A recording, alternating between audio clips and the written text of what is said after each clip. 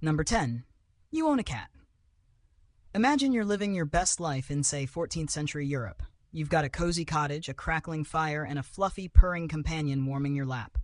Sounds idyllic, right? Wrong. That adorable feline friend?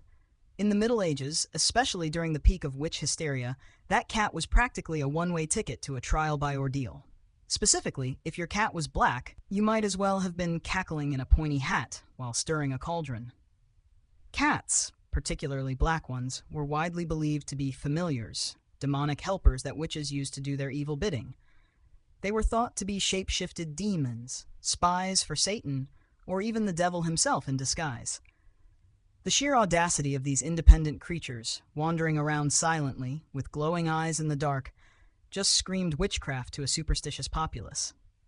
And if your cat had a habit of, say, catching mice and bringing them to your doorstep, that wasn't a gift. That was proof of its unholy service, delivering the fruits of its dark magic directly to you.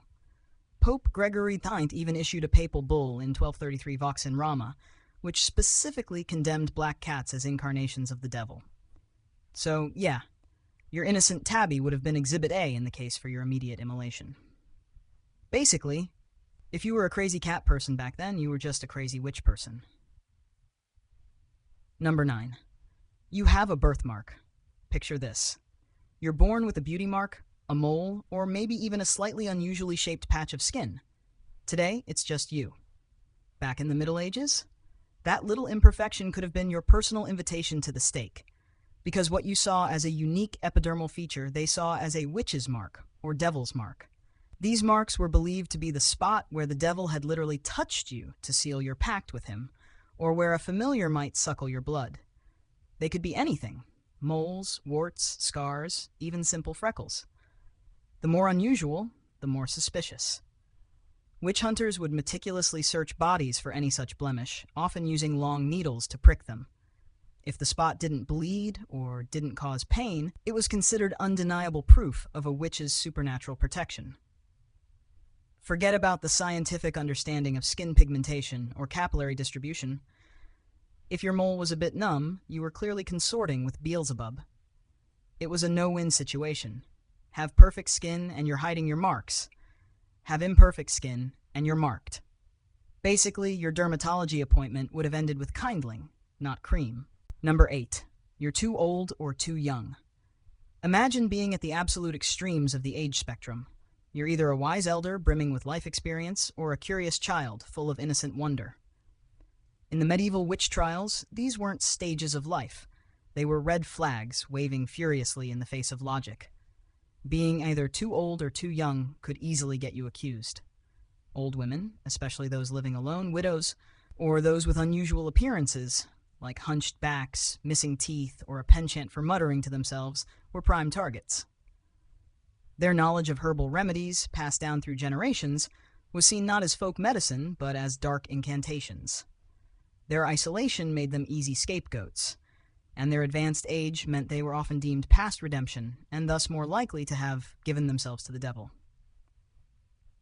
On the flip side, children were sometimes accused, often forced to testify against their own parents or other adults. The logic was perverse. If a child behaved strangely, perhaps they were possessed or bewitched, or worse, already initiated into a coven. Their innocence was easily twisted into evidence of corruption by evil forces. Basically, existing was a risky business, especially if your birth certificate looked suspicious to a witch hunter. Number 7. You talk to yourself? Ever catch yourself mumbling under your breath, rehearsing an argument, or just narrating your grocery list? Perfectly normal, right? Just your internal monologue deciding it needs an external audience for a hot minute. Well, in the Middle Ages, that little habit would have landed you in some serious hot water. Because talking to yourself wasn't considered quirky or a sign of deep thought. It was seen as clear evidence of conversing with unseen spirits or demons. Imagine a society where mental illness wasn't understood, where anything outside the norm was immediately supernatural. Your quiet self-talk, especially if you were gesturing or your voice changed slightly, could be misinterpreted as dialogue with a familiar, a ghost, or even the devil himself. If you were a bit eccentric or lived alone, the accusations would pile up even faster. Forget about processing your thoughts aloud. If someone overheard you debating whether to buy more oats or wool, they might assume you were getting budgeting advice from Beelzebub. This wasn't just about auditory hallucinations. It was about any deviation from what was considered normal social interaction. Basically, your internal monologue would have gotten you an external execution. Number 6. You have too much knowledge, especially about nature. Picture yourself as the local herbalist, the village midwife, or just someone who genuinely knows a lot about plants, animals, or weather patterns. You're the go-to person for a sprained ankle or a sudden storm. Sounds helpful, essential even. But in the medieval mind, your practical knowledge was less about intelligence and more about forbidden secrets or pacts with dark forces. This was particularly true for women. If you knew which herbs could ease pain or induce labor, you weren't a skilled healer. You were seen as manipulating life and death with unholy powers. If you could predict the weather with uncanny accuracy, perhaps by observing cloud formations, something we now call, meteorology, it wasn't keen observation. It was communion with elemental spirits. Any specialized knowledge, especially if it seemed to defy common understanding or required a connection to the natural world, was deeply suspicious. The ability to identify poisonous plants was less about botany and more about knowing how to brew a deadly potion. Basically, your encyclopedic knowledge of wildflowers would have been considered proof of your unholy alliance with the forest sprites. Number 5. You had an argument with a neighbor. You know how it goes. A minor disagreement over property lines, a borrowed tool not returned, a chicken wandering into the wrong yard. Pet peeves, small squabbles, daily annoyances. We've all been there.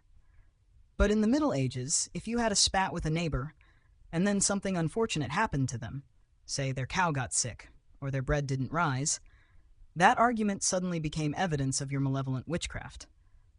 This was a classic scenario for accusations. Someone holds a grudge against you, then experiences some misfortune, and boom, you're the culprit.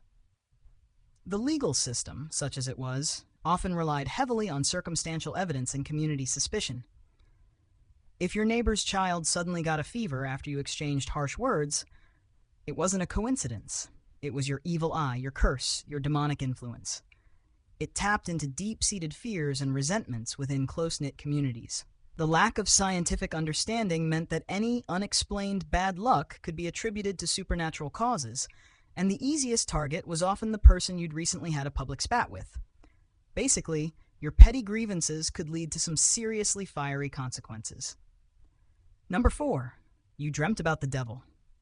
Ever woken up in a cold sweat after a truly gnarly nightmare? Maybe you were falling or being chased or, heaven forbid, came face to face with something truly evil. Modern psychology might attribute it to spicy food or stress. Medieval theology? Not so much. In the Middle Ages, if you confessed to having a dream about the devil, or even just evil spirits, that wasn't a bad night's sleep. It was a clear sign of demonic visitation, or worse, a pact being formed. The lines between dreams, visions, and reality were incredibly blurred. If you dreamt of a shadowy figure tempting you, or a creature whispering promises of power, it wasn't your subconscious playing tricks. It was a genuine encounter. And if you then tried to explain it away as just a dream, well, that denial might just prove you were in league with the dark side and trying to hide it. Confessions, even those coerced or born from vivid imagination, were considered absolute proof. The logic was simple. Why would the devil bother appearing to you if you weren't already one of his? Basically, your REM cycle could have literally sent you to the pyre. Number 3. You have bad luck, or others around you do. Imagine hitting a string of unfortunate events.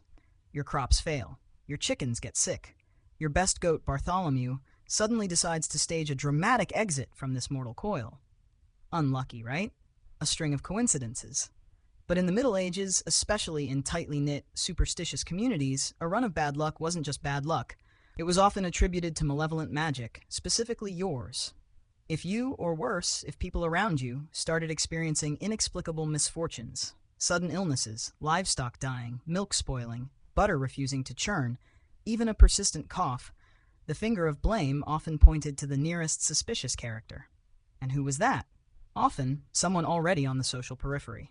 An old widow, a childless woman, anyone considered different. It didn't matter if there was a perfectly logical explanation like disease or poor farming practices.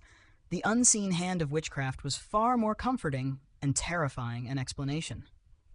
You became a convenient scapegoat for every unexplainable disaster. Basically, if you couldn't control the weather or stop your neighbor's pig from getting the flu, you were probably cursed, or worse, doing the cursing. Number 2. You spoke another language. Picture yourself as a merchant, a scholar, or perhaps just someone who traveled a bit and picked up a few phrases from a neighboring region. Today, we call that being multilingual. In the Middle Ages, especially in rural, isolated communities, speaking a language other than the local dialect could have been incredibly dangerous. Because unfamiliar words, strange intonations, and unidentifiable phrases were often interpreted as incantations, spells, or communication with demons. Latin was the language of the church, but any other tongue that wasn't immediately recognizable to the common folk could be seen as deeply suspicious, particularly if you were already viewed with distrust. Imagine trying to explain that you were simply asking for directions in Old Norse, only for them to assume you were summoning a frost giant. Foreigners were already viewed with suspicion, and combining that with an incomprehensible vocalization was a recipe for disaster. The idea was that the devil might communicate in a secret tongue, or that witches used infernal languages for their rituals. Basically, your Rosetta Stone subscription would have been mistaken for a grimoire. Number 1. You had a mole that moved. Imagine discovering a new mole, or perhaps an existing one seems to have changed shape or color. Today, that sends you straight to the dermatologist, possibly with a little anxiety. In the Middle Ages, that would have sent you straight to the witch hunter, with a lot more than anxiety. Because a moving or changing mole wasn't a biological anomaly, it was considered absolute, undeniable proof of a witch's pact with the devil. This was perhaps one of the most terrifying accusations because it was so difficult to refute. A witch hunter, often with little to no medical knowledge, would claim that a witch's mark could shift or disappear to avoid detection.